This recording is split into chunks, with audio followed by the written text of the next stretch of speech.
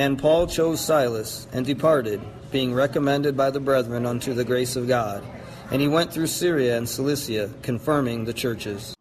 Those words of Acts 15, 40 and 41 are only one of several records of the work of the apostles of Jesus, who planted churches, then revisited those Christians to support and increase their growing faith. The word translated confirming means establishing besides, strengthening more, rendering more firm. The record continues in Acts 16:4 to show what they did and what resulted. And as they went through the cities, they delivered them the decrees for to keep that were ordained of the apostles and elders which were at Jerusalem. And so were the churches established in the faith and increased in number daily. This Confirming the Church's Bible class focuses on those decrees of the apostles that will help us to grow stronger in faith and service if we learn and apply them. In our study of the epistle to the Ephesians, we've come to chapter 4, and we have noticed that Paul has encouraged Christians to walk worthy of the vocation wherewith they're called. In other words, to behave in a manner that is worthy of the name of Christ. To wear the name Christian means I'm one of Christ's. I'm a Christ one that belongs to the Christ, the Son of God. And so I should behave in a manner that's worthy of that. Always before God, whether in private or public, but certainly in the public eye, so that people would recognize that there's a difference between serving God and not serving God, between being a godly person and not being a godly person. Walk worthy of that vocation. And then he says to do that in verse 3 of chapter 4, endeavoring to keep the unity of the Spirit in the bond of peace. That's how we ended last week's lesson. Endeavoring to keep the unity of the Spirit. Paul says that there is unity in Jesus Christ. There's unity in God. There's unity in the Spirit of God. And he goes on to explain that in specific detail in 7 points, and that'll be our lesson for today. In verse number 4, he says, there is one body and one Spirit, even as you're called in one hope of your calling. Verse 5, one Lord, one faith, one baptism. Verse 6, one God and Father of all, who is above all and through all and in you all. Let's look at those points one at a time, shall we? There is one body.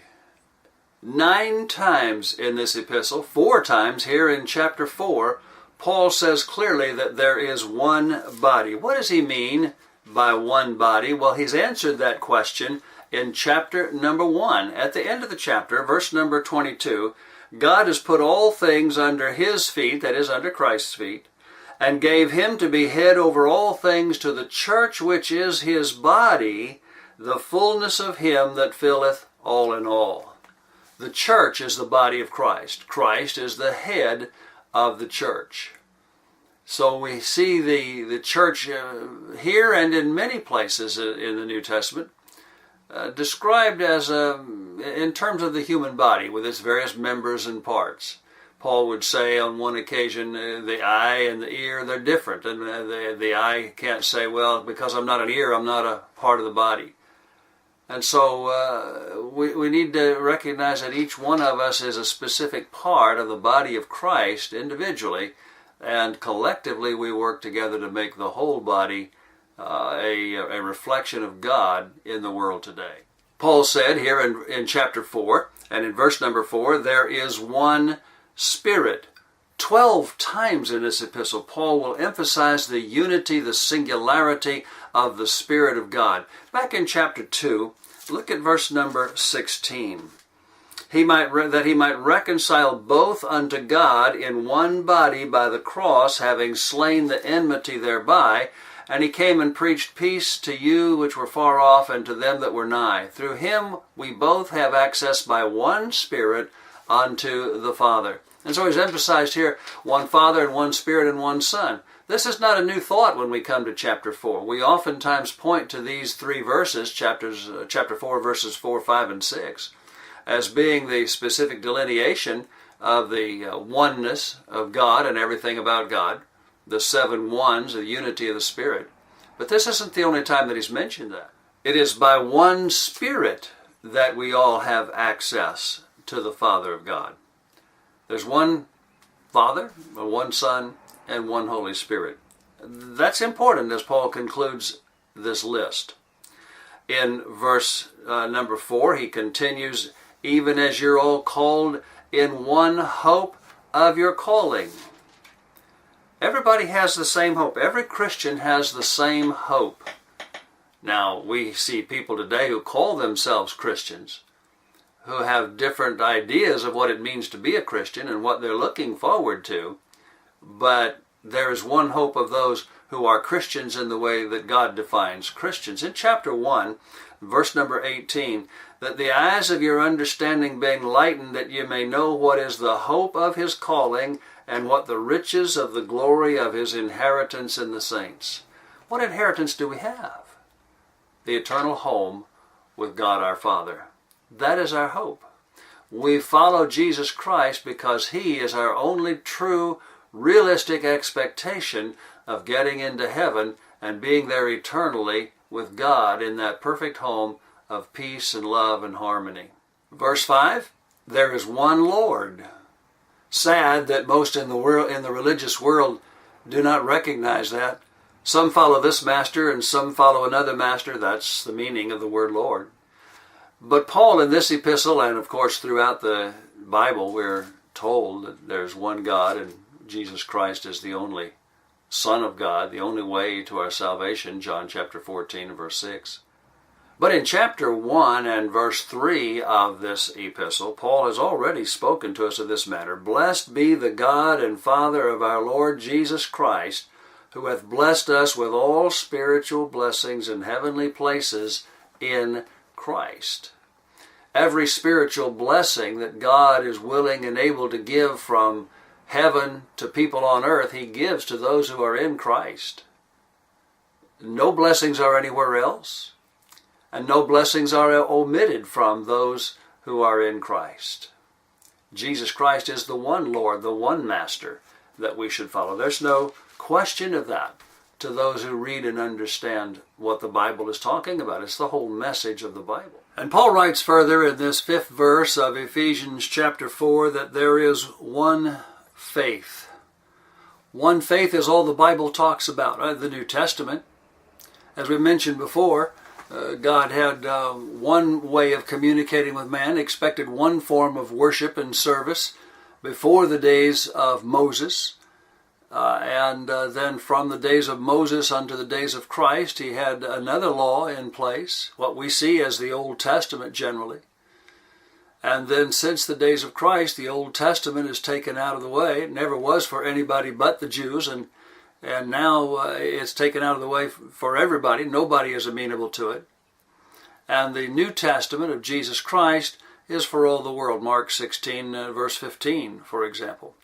The one faith is something that Paul has mentioned previously in this epistle in chapter 1 and in verse number 15. Wherefore I also, after I heard of your faith in the Lord Jesus Christ and love to all the saints, their faith was in Christ. In chapter 2 and verse 8, for by grace are you saved through faith, and that not of yourselves, it's the gift of God. How many faiths did God give? Paul just mentions one. And we saw in chapter 3 and verse 12, in whom we have boldness and access with confidence by the faith of him. Paul's very specific. There is just one faith. And in this same verse then, he mentions also that there is one baptism. We hear people talk about baptism for different purposes, baptism by different modes or methods, baptism by a different number of times, baptism at different times of your life. There's just one baptism that's described in the New Testament, in the gospel of Jesus Christ, and Paul mentions it very specifically, explains it in, for example, Romans chapter 6, verses 3 and 4. Paul says that we were baptized into him. We've discussed that in other lessons, and we'll do so, no doubt, in the future. But we're talking here in Ephesians 4 about there being just the one baptism, and it's all God mentions. Also in Galatians 3 and in verse number 27, he says we're baptized into Christ. That's the baptism that Paul is mentioning. And finally in this list, he says in verse number 6, one God and Father of all, who's above all and through all and in you all. There's just one God. People have so many different gods and so many different religions, so many things that people worship in this world, and all either of their own hands, the work of their own hands, or the work of their own minds, just imagining an invisible God someplace. There's just one creator of this universe. There's one Father of Jesus Christ. There was one lawgiver in the days of Moses. There's one giver of the gospel of salvation in Jesus Christ today. In 1 Corinthians chapter 8 and verses 4 through 6, Paul wrote, "As concerning therefore the eating of those things that are offered and sacrificed to idols, we know that an idol is nothing in the world, and that there is none other God but one. For though there be that are called gods, whether in heaven or in earth, as there be gods many and lords many, but to us there is but one God, the Father, of whom are all things, and we in him, and one Lord Jesus Christ, by whom are all things, and we in him." There's just one creator. The prophet Isaiah mentioned this in chapter 45, in verse 5, 6, 14, 18, 21, 22. The whole chapter 45 of the prophecy of Isaiah has reference to the singleness, the singularity, the oneness of God in heaven. Paul says that there is just one, and he mentions these 7 specific things. And it's in the context of his telling us that God has in Jesus Christ brought all peoples, Jew and Gentile, to him. Through Christ now, not through the law that he had previously given to Moses, not through any other means. Just as there's one God, so there is one means of our salvation. And so these verses have been studied often, have preached often. They have been looked at and discussed by Christians all around the world, and they well should be. And we appreciate you for taking time this week to study these things with us, and may God richly bless you. Vainly we seek after men for guiding light, or in dreams for a heavenly call. Man of himself cannot set his soul aright, so it's back to the Bible for it all. Back to the Bible, the God-given Bible, for grace and duty great or small. Each one may know what to do and where we go, but it's back to the Bible for it all.